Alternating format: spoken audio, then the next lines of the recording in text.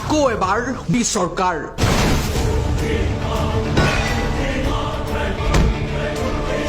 এজন ধনলোভী গায়কে গাইছিল, আকৌ এবাৰ মোদী চৰকাৰ, আকৌ এবাৰ মোদী চৰকাৰ। আৰু তাৰ তালে তালে একাংশ নীলাজ নেতাই ৰাজপথত নাচি বাগি ৰাইজৰ পৰা ভোট ভিক্ষা কৰিছিল। চৰকাৰ আকৌ এবাৰ মোদী চৰকাৰ, আকৌ এবাৰ মোদী চৰকাৰ, আকৌ এবাৰ মোদী চৰকাৰ। দ্বিতীয়বাৰৰ বাবে গঠন হৈছিল মোদী চৰকাৰ। ৰ'ব, এই প্ৰতিবেদন কেৱল মোদী নামৰ ফেচিবাদী চৰকাৰখনৰ বিৰুদ্ধেহে।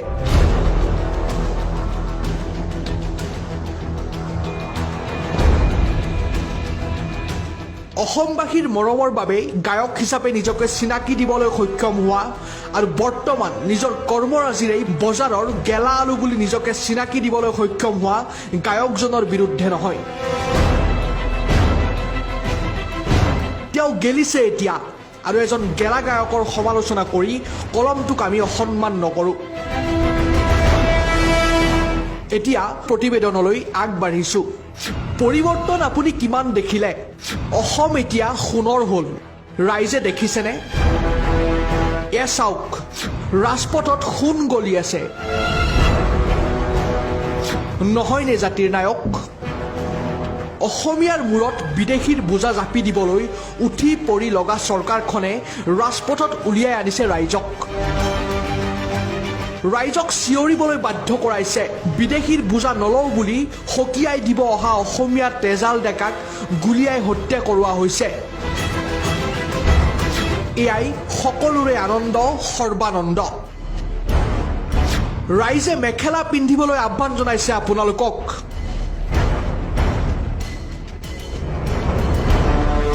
আহ্বান জনাইছো শদিয়াৰ পৰা ধুবুৰীলৈকে সকলো মহিলাসকলক যাতে এই আমাৰ মুখ্যমন্ত্ৰী ডাঙৰীয়ালে ইউজ কৰা চুৰি আৰু মেখেলা ইউজ কৰা মেখেলা চাদৰ পঠাওক তেওঁলোকলে, যাতে তেওঁলোকৰ অলপমান বিবেক আৰু বুদ্ধি আহে।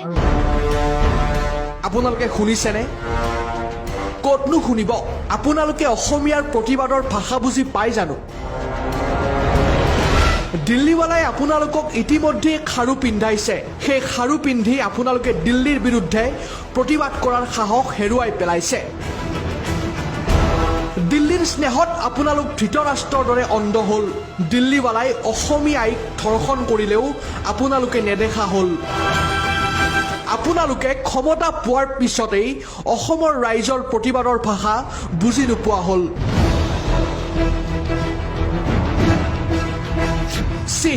কি নীলাজ চৰকাৰ!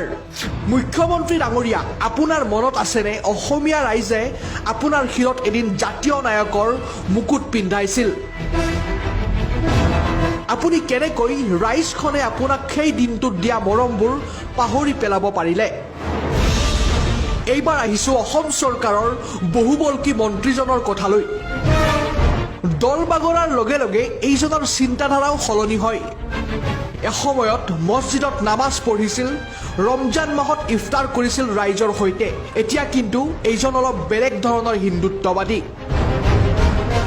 অসমত কা বিৰোধী আন্দোলন পাকিস্তানীয়ে কৰা বুলি প্ৰধানমন্ত্ৰীয়ে কোৱাৰ লগে লগে তাৰ সমান্তৰালকৈ সুৰত সুৰ মিলাই এইজনে মুখেৰে যিহকে তিহকে বকা মন্ত্ৰীয়ে এতিয়া দাড়ি টুপিৱালাক টাৰ্গেট কৰিব লৈছে।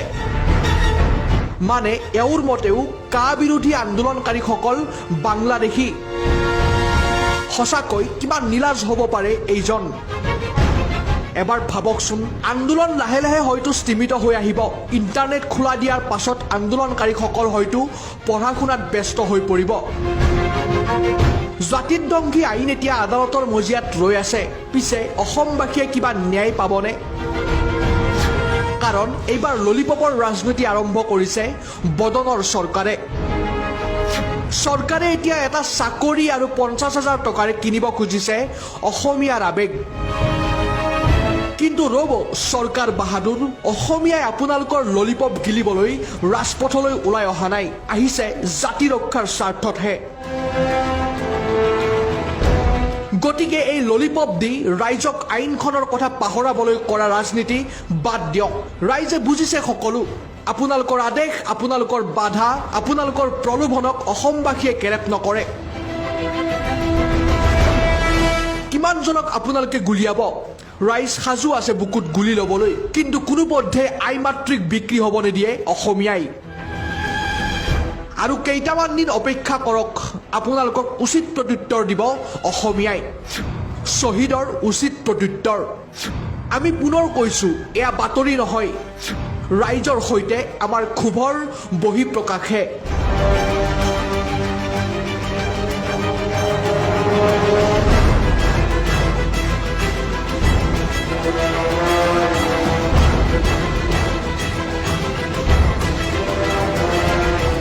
Gate, Guwahati, accident trauma and emergency hospital. We cater the low socio-economic structure of Assam by its illustrious cream called Kahi. So keep smiling with Gate Hospital.